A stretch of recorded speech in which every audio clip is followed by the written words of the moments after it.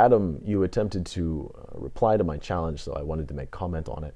For people who need reminding, I offered a simple challenge to Adam for him to take his hypothetical syllogism and rewrite the first premise in a simple declarative form, meaning that he would have to extrapolate a necessary premise that would justify the if-then statement of his so-called forbidden argument. And what he has for us is as follows.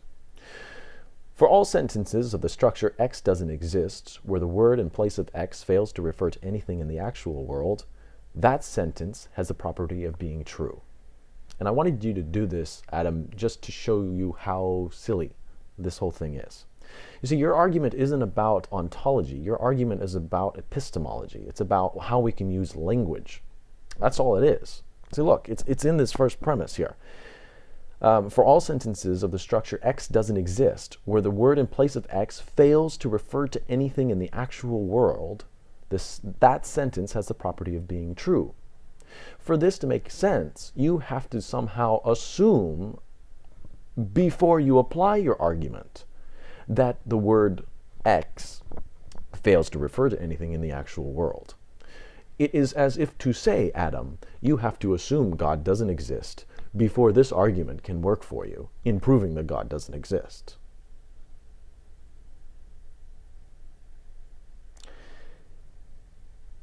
However, you attempt to rectify that in the claim that the word God refers to nothing, or the word God represents nothing in the actual world, because it fails two conditions that you propose to us. You say that conditions, or what you're calling a proper name and a definite description. Now, regardless of how these terms are properly defined, Adam, you define them as such. A proper name must represent something that is empirically derived, and a definite description has a mutually exclusive predicate.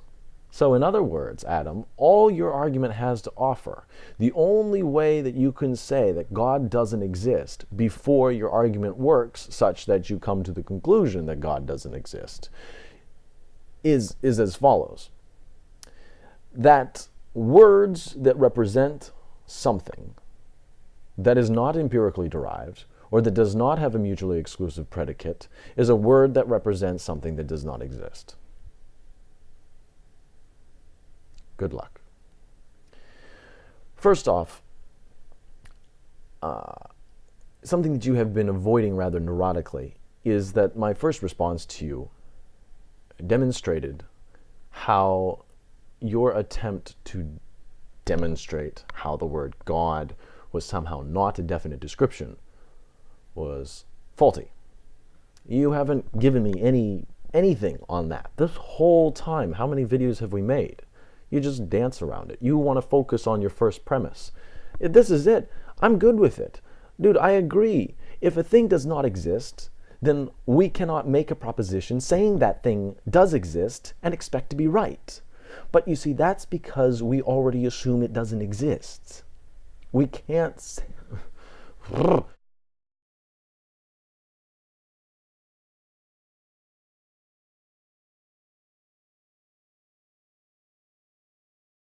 You have to assume that God doesn't exist for your argument to work out here. Okay? Now, I've given you already a refutation of your demonstration that the word God cannot be a definite description. You've ignored that. I don't really care if you even look at it at this point.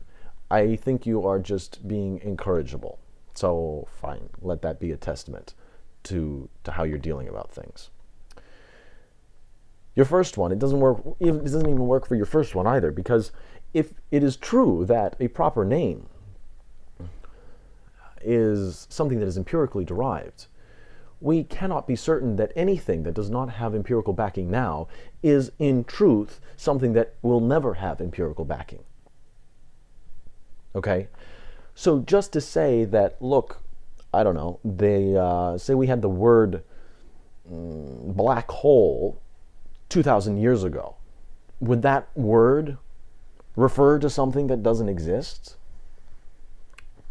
Assuming black holes do exist.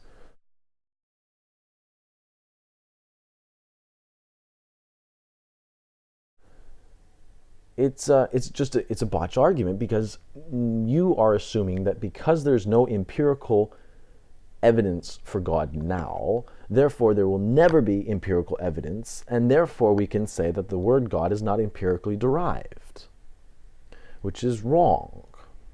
So now I've given you, Adam, a demonstration on the failed attempt to demonstrate your demonstration of why God can't be either a proper name as you define it, or a definite description as you define it.